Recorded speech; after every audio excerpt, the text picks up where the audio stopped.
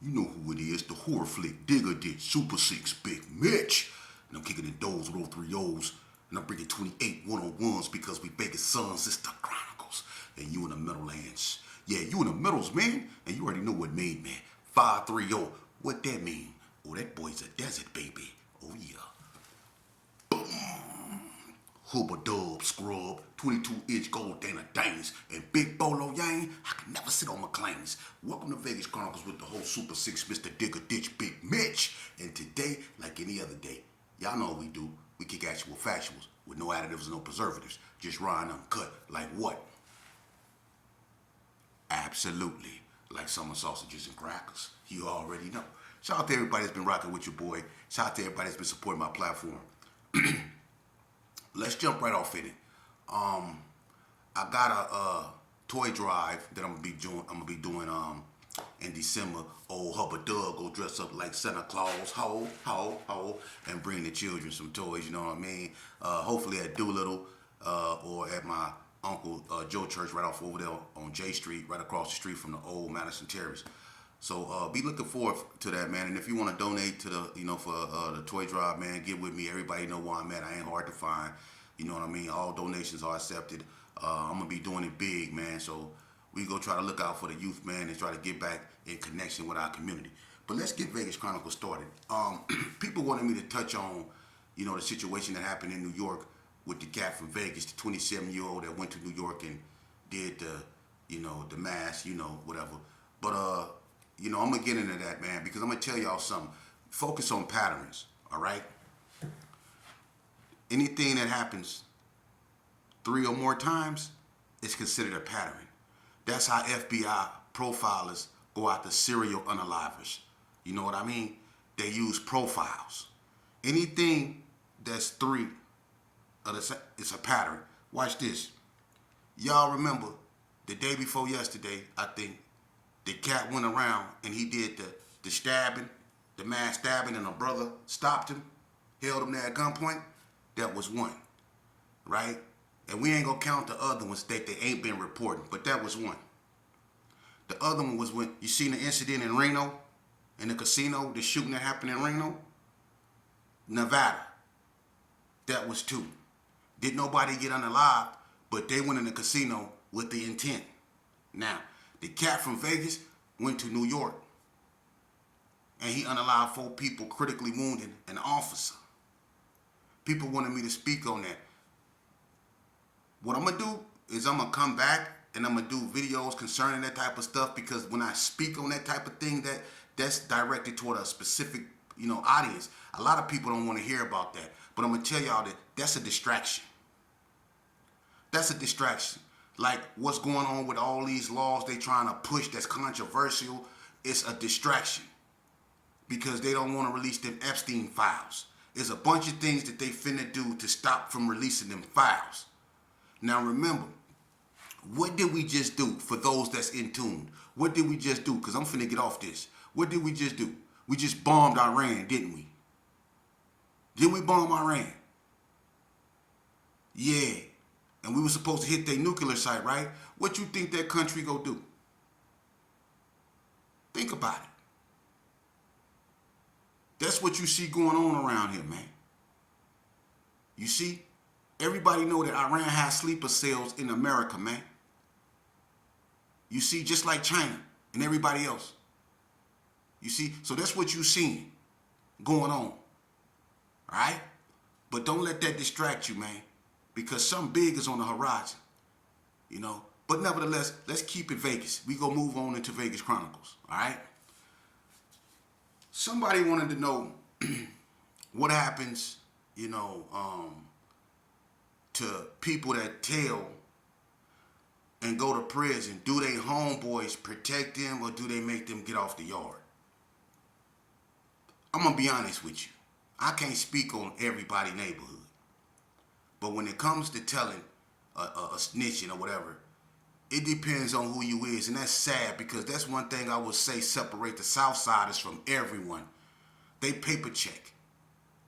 They know who's up around them. If you got any smut on your name, you not finna be on that yard. And they go deal with you harshly, them Southsiders. That's one thing they don't tolerate. But when it comes to the blacks, they don't paperwork check. Now, if you didn't told and people know you told, it depends on who you is and who you told on. They pick and choose who they want to get at. Because if a dude can get down and a dude is a known whatever, but he did this right here, it's been many times when they came to the joint and a person didn't touch a hair on their head. They pick and choose when they want to enforce that. And everybody know that. It's been some cats that did this here and been on yards where the person that they told on sent kites to that yard for their homeboys to get at them, and they didn't do nothing. They let them walk the yard. Because like some of them say, we ain't gonna get into that. That's between them two. Then you had homeboys that told on each other. And they was on the yard with each other with the paperwork. And they going around showing everybody the paperwork to see who told on each other the most. But they on the yard. And they done had 2-3 fights where they went in the room and did a bunch of hugging and called that fight and came out and people just let them walk the yard. That's why I tell you youngsters, when you play this game, know what you signing yourself up for. Because silence ain't gold and people been telling. For real. They been telling. Let me tell you something, man. 70% of Metro Northtown cases, they solve themselves because people do this. They really don't have to do no investigating. All they got to do is roll around and put somebody on the cop.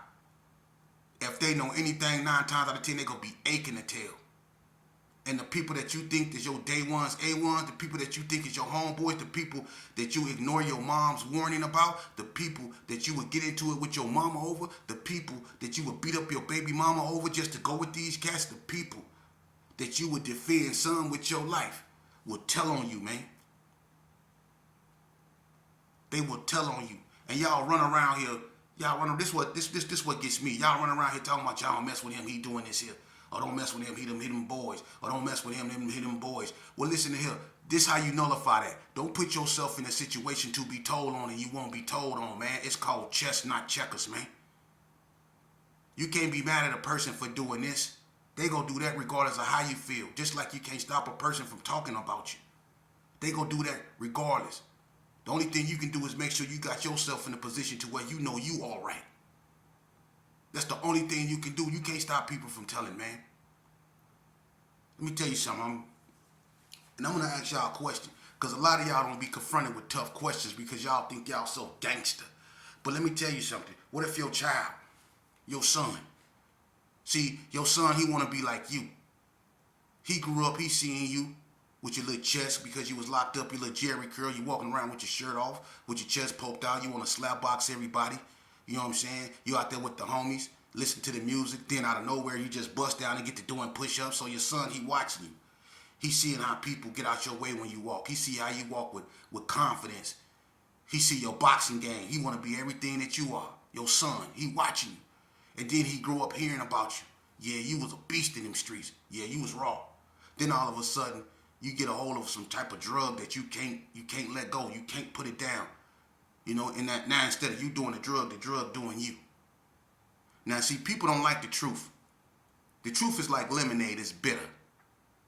The truth is like lemons. It's real bitter, huh? The truth is bitter. It's sour, huh? But y'all like lemonade, so you put sugar in the truth. You see? That's how y'all like y'all truth, with sugar in it. That way it tastes better. But I'm going to give it to you bitter. Now, you didn't got a hold of a drug that you can't put down, right? So your son, he watching you, but he not watching you as you were. He watching you decline. But your son, he remember who you was, and he becoming everything you once was. Now you find yourself strung out. You gone. You on the curve, chasing that drug you can't put down, or chasing that drink you can't put down. You done succumb to your vices. Now your son, he done took your place. Now he getting locked up like you used to. He stressing your girl out or your baby mama out, whatever. He stressing out like you used to stress your mama out. You see? You try to talk to him. He respect who you used to be, but he see you not who you was. You see? So that respect only gonna go so far. He looking at you, and he'll let you say what you say, but he not really listening to you. You see? You barely got enough strength to even speak. All you want to do is do drugs. So now your son and took your spot. Now he out there doing what you was doing. Now he walking around with a jerry curl or whatever he got, with his chest poked out, with his pants sagging, or however they fashion is. Now he became everything you are, but a little bit worse. You see? But see, your son get caught up into something. Yeah. See, over there where you come from, it's a dangerous area. And your son, he got up into that click banging stuff. You see? Now it ain't all like you used to be. It ain't all one gang. You got cliques now. You got cliques in the same neighborhood. Everybody from the same neighborhood, but this part from this clique and this part from this clique. They get into it with each other. Your son happened to be a part of this clique over here. And he unalived someone out this clique over there. And they from the same neighborhood. Now this cat father reputable like you used to be, but he ain't fell off. He's still who he used to be. He still got that power. But you don't. You strung out. But your son, he done messed up. He knocked down his son. Now he won't get back. And the only way that you can rectify that is with your son life. And that's what he want. He want your son. Son for a son. And he gonna get it one way or the other. He ain't trying to hear y'all grew up together. He ain't trying to hear, man, let me try to fix this. He ain't trying to hear none of that. He want your son. What you gonna do? You ain't got it in you to go to war with nobody. You strung out. You ain't got no teeth in your mouth. You strung out. How you gonna save your boy? How you gonna save your boy? You got one or two options. You can let him take care of it in the street, or you can call the police and get your son locked up. At least you'll know he alive, right? Them your only options. Now you can say, no, I'll send my son out of town. Everybody don't got that option. Trust me, they don't. What if you ain't got that option? What if you strung out and you barely can call anybody? You barely got a phone. You barely got a place to stay. You sleeping in somebody's car. But you got to save your son. So you done sold it up for a hot second. Your son don't got no plans on turning himself in. Your homeboy, him and the rest of his family, plus everybody else, they out for blood. They looking for your son. So is the police. Now the police go bring him in one way or the other. They looking for him and they want to get him one way or the other. And the only thing standing in between that is you. What you go do? Is you go call the police if that's gonna keep him alive? And get him locked up if that's gonna keep him alive? I'm just asking the question. Don't get mad at me. I'm just asking the question. Or is you gonna let it play out in the street and watch your son, you know? I wonder how many of y'all say, well, I'm gonna let it play out in the street. You would rather watch your son lay up under a sheet and bury him. Because if you call the police or turn them in, you're going to be looked upon as a snitch. It's people that done that had to send their son to prison to keep them alive. And they still ain't right in the head. You know why? Because it might have stopped something from happening or getting worse. But now they son, they hate them. They hate them because they can't believe the person that brought them in this world told on them and got them all that time. Life sentences. But the father, that's the only way that he can salvage whatever is by having his son locked up. That's the only way he can save him. It was either have him locked up or watch him be buried. It's either have him locked up or watch him be buried. Youngster, if you join a gang and you get in this madness, your father, if he alive, go watch you be locked up or watch you be buried. That's how it always ends, homie. Ain't no gray areas. I told you about limbo. And that's what the father was caught in, limbo. Stuck on a drug. See? Now, about you cats that say, I send my son out of town, I do that, I try to go around the question. Let me tell you something, I was on a run. I was on the run, youngster. Look at me, man. They gonna lie to you. They gonna make everything seem appealing to y'all. Y'all better listen to me. You rather listen to me or you go listen to Judge, the Honorable, whoever. When they say all rise, you go stand up in that cold courtroom, man, and you go feel them gazes on you. You go hear them keys, them handcuff keys jiggling everywhere. See? And then you go find yourself with these thoughts in your head because you don't know what's gonna happen. Trust me, I've been in that place. When you commit that crime, and I'm gonna tell you this right here. We say we this and we say we that. We say we hard. We say we tough. We say it's this with us. We say can't nobody do that to us. But when we commit them crimes, like I did, you go find yourself on the run. When them police after you, you go see how many homies you really got. You go see how tough them dudes really is. I'm telling you, I've been on the run, and I'm from the biggest gang in Las Vegas, and I'm gonna tell you something, man. When I committed my crime, what my homeboys was, there was only a handful of them that was willing to stand with me, and they was related to me.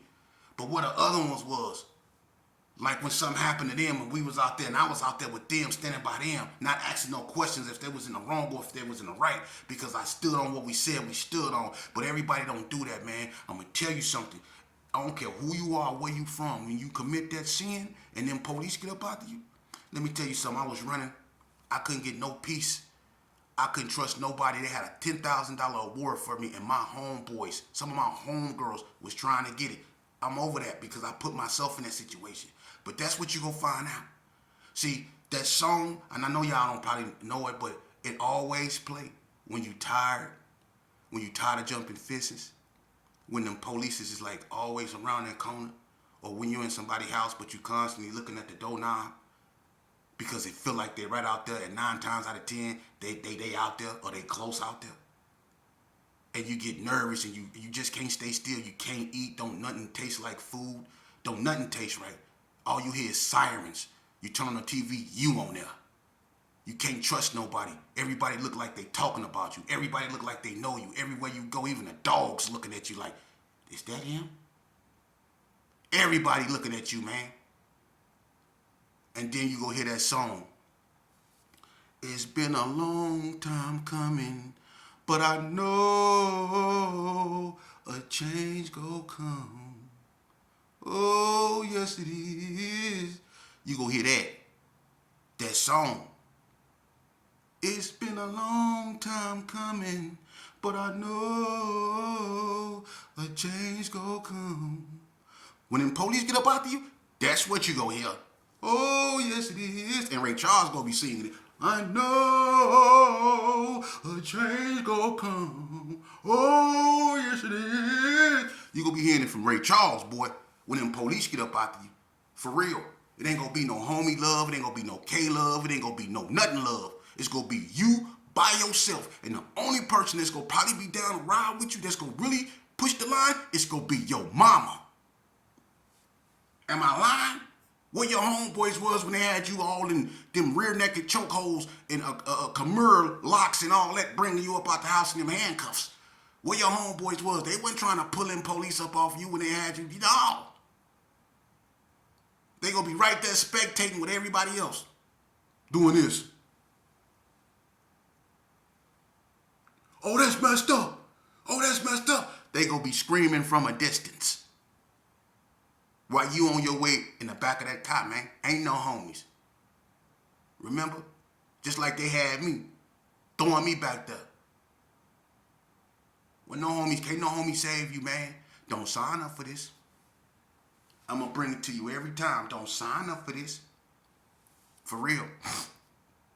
See, people want me to talk about all the bad things I've done and try to make this gangster stuff or this gang banging stuff look appealing. I'm telling you the truth. I've been banging since I was 10 years old, man. What you looking at is one of the youngest individuals ever to go to Nevada Youth Training Center. I went there when I was 12. What really can you tell me about this game? I was one of the most hated gang bangers, man. For real. Let me tell you something. I'm lucky to be here. I really am. You know what I used to do? Watch this. Tell y'all a story. I was so bad. I used to have this double barrel, right? Everybody remember I had a black double barrel. I got it from the Comedy Club. My partner Night Train gave it to me. You know what I mean? And I was a little dude, but I had this big old double barrel, man. I swear to God, it was black. And it was about that big. And you know, for me being a little guy, when you see me pointing it at you, them big old barrels, you will get up, right? And I used to run around robbing people with that double barrel. And then sometimes I ain't even had no bullets. The fact that you seen a double barrel pointed at you, you go get up, especially at night. You know what I'm saying? Especially at night. I was real good, and everybody know that. I put in work with that double barrel, right? Especially in a little alley on 40 block in the Thirst. I was robbing everything, right? And I remember one time I was over there in Haney Circle with Web Dog, Super Wolf Brother Curtis, La, and Tyrone just got out of jail. Tyrone Howard, Baby Spotty, right? And he was out there showing out. Baby Spotty, he was out there when Tyrone got out. He was beating up everybody, and he was just Tyrone was a mess. You know what I mean? He was just tripping, right? So he was doing his thing. You know, Tyrone had he had everything sold up. You know, and this around the time they jumped on Big Keystone because somebody lied and said they went and took some Flav from, the house or whatever. Not going there, but they jumped on Big Keystone real bad. Tyrone and them, they did him real bad. But like I say, he was out there showing out. That's what Tyrone did, right? So one day we was out there, and it was like at night, and I had just left my homeboy Jody Mack house. He stayed around the corner. I come over there and post up. They all out there. Next thing you know, this cat, he come, he looking, Tyrone say, what you got? Oh boy, I had $50. Tyrone said, hold on. He went up in the house, right? And I'm sitting there, and I know this cat got $50. And he's sitting there waiting next to me. Sitting there waiting on him. Like I'm finna just, man, I messed around, I looked at him, I say, hey homie, you got a light? If ask anybody, if I'm finna get you, I ask you, hey, you got a light? That means you finna get got. If I ask you if you got a light, ask anybody that I ever got. I always ask them for a light. Say, you got a light? You see? So I asked, I say, you got a light? He gonna look at me and say, I don't smoke. I said, oh, you don't smoke? But he finna get some Flav. How you don't smoke and you finna smoke that? So I'm like, okay, he wanna be a smart, you know what I'm saying? So I like walk off like I'm finna walk, the same direction that Tyrone did. And I pulled that thing out and spent around on him and grabbed him and had it with one hand and pushed him up against the wall. I got that from Bread. When you draw down on him, you push him with the other hand. You see what I'm saying? So I pushed him like I'm a straight gangster. Get up, right? I'm going up in his pockets. He see that double barrel. He throw his hands up like this. I got it right in his gut. You better not move. You know what I'm saying? So look, I'm going up in his pockets. I'm taking everything, right? I get his little cash. I tell him to move, and I pointed at his feet. I said, get your mother. And I was finna act like I was finna shoot his feet, right? So he took off running, right? Gone, right? I took off running. I just got me $50. Back then, that was a score. You know what I mean? So I came up. So I'm smiling, you know what I'm saying? I went over there on the block, went to Rush Dog, got me one, you know what I'm saying? I'm doing my thing. So I kind of felt good. So I think I was going, I'm going to continue this. I'm on a winning streak. I didn't rob about 4 people, and I just came up on $50 too. So look, I'm back in the G's. I'm robbing. That's what I'm doing. You know what I'm saying? So it kind of got boring. You know what I'm saying? It wasn't no action. So I go to carry arms. I'm doing the same thing, robbing everybody, right? So I'm walking through there, and I go over there, on Morton, where Donald Ray Page daddy used to stay. And Big Jed from Rolling 60s had a female that stayed upstairs over there, right? So I go over there by where Big Craze from 60 Mama Evelyn stayed. Everybody know what I'm talking about. That circle right there. That circle used to be boom. It was a money circle. So I'm coming through there, and I see these 2 cats. They park, you know what I'm saying, outside, outside the house or whatever, where Evelyn stayed.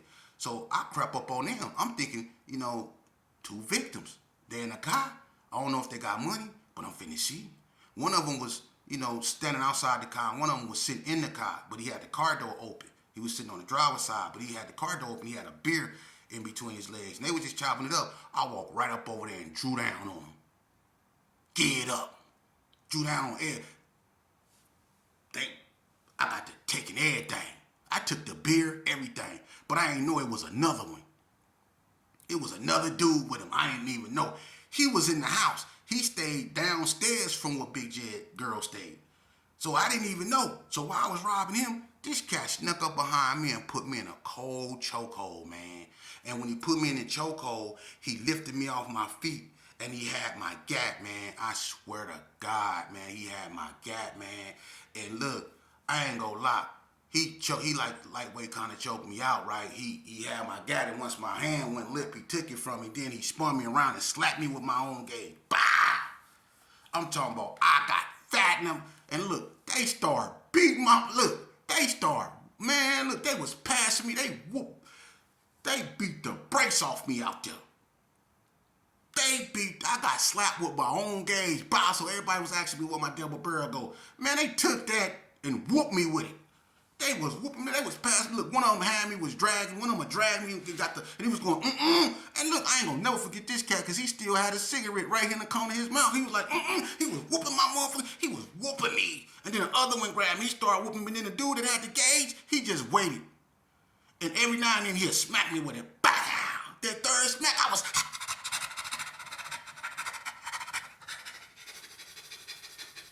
gone. I like that. My eye was sitting up here. I go to the Connie Club. I'm sitting down at the table. I done just got whooped out with my own gat. I'm trying to figure out how I'm going to explain this stuff to people that know me. Shit, carry arm security took that. For real. They beat the brakes off. Look, I'm sitting down at the table in the Connie Club. Boy, they had my head looking like the back of the brownies. They had my head, I was toe up. Michelle McLemore will come over there and say, "You okay? I need an ice pack and a doctor." What you mean am I okay? What you mean? Call the police. They beat the